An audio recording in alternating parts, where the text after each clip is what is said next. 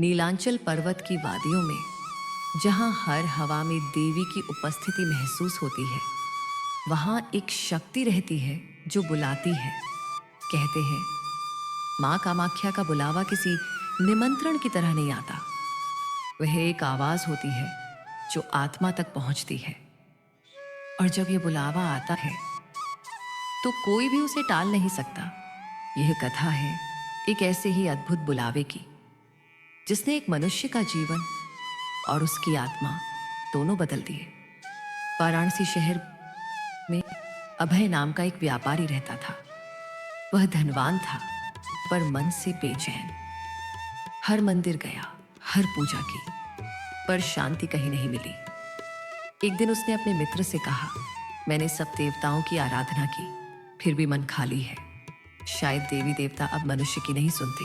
मित्र मुस्कुराया, तू सबके पास गया, पर जिसने बुलाया नहीं उसके पास क्यों जाएगा? अभय ने हैरानी से पूछा, कौन बुलाएगा मुझे? मित्र ने धीरे से कहा, माँ कामाख्या।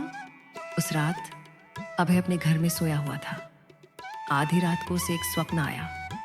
वह एक विशाल पर्वत पर खड़ा था, नीचे बादल और ऊपर लाल आभा से घिरी एक गुफा।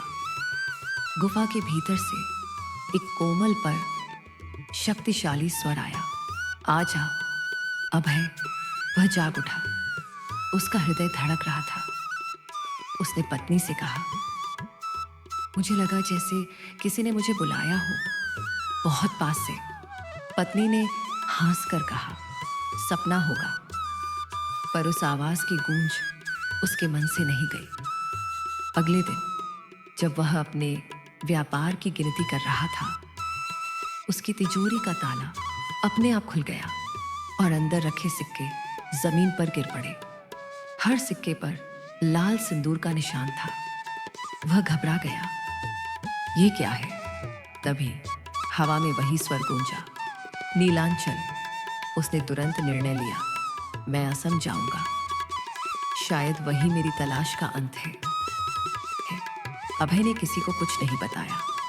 वह अकेला निकल पड़ा, गंगा, ब्रह्मपुत्र, जंगल और पर्वतों को पार करता हुआ। हर जगह उसे वही अनुभूति होती, मानो कोई अदृश्य शक्ति उसका मार्गदर्शन कर रही हो। तीसरे दिन वह नीलांचल पर्वत की तलहटी पहुंचा। रात का समय था। हवा में चंदन और भस्म की सुगंध थी। मंदिर के पुजारी ने उसे देखा और कहा, लगता है माँ ने बुलाया है। अभय ने पूछा, आपको कैसे पता?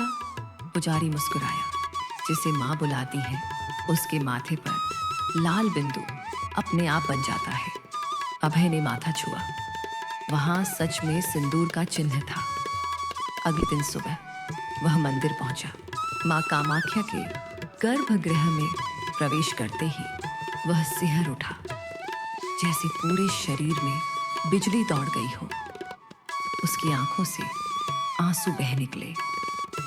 वह बोला, माँ, क्या सच में आपने मुझे बुलाया?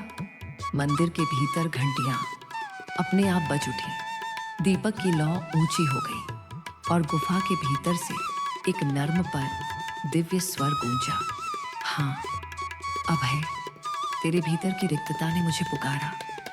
मैंने तुझे इसलिए बुलाया क्योंकि तू बाहरी नहीं, भीतरी मंदिर खोज रहा था। अभय ने हाथ जोड़कर कहा, माँ, मैंने सब कुछ पाया पर शांति नहीं मिली।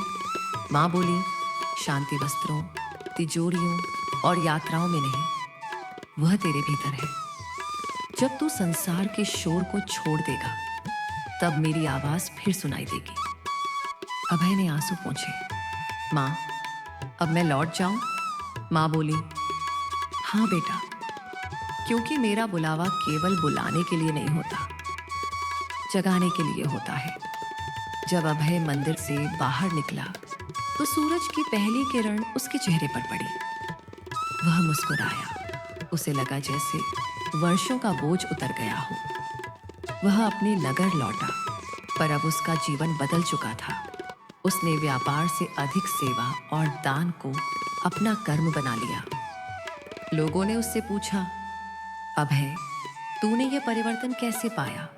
वह मुस्कुराया, जब माँ कामाख्या बुलाती है तो जीवन की दिशा खुद बदल जाती है। कहते हैं माँ कामाख्या आज भी अपने भक्तों को बिना शब्दों के बुलाती है, कभी स्वप्न में, कभी किसी आवाज में, कभी किसी संयोग में। मंदिर के पुजारी कहते हैं जब किसी भक्त के जीवन में सब कुछ होते हुए भी अधूरापन रह जाता है तो समझ लेना माँ ने बुलावा भेज दिया है।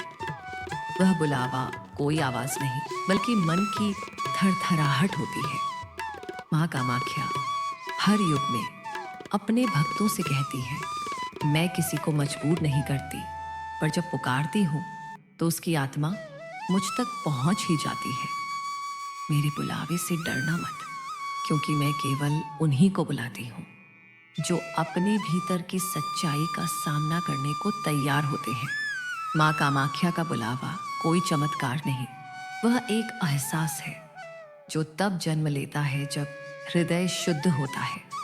जिसे माँ बुलाती है वह लौटकर पहले जैसा नहीं रहता, क्योंकि उस पर माँ की शक्ति, माँ की करुणा और माँ की उपस्थिति सदा बनी रहती है। जय माँ कामाख्या, जय माँ कामाख्या।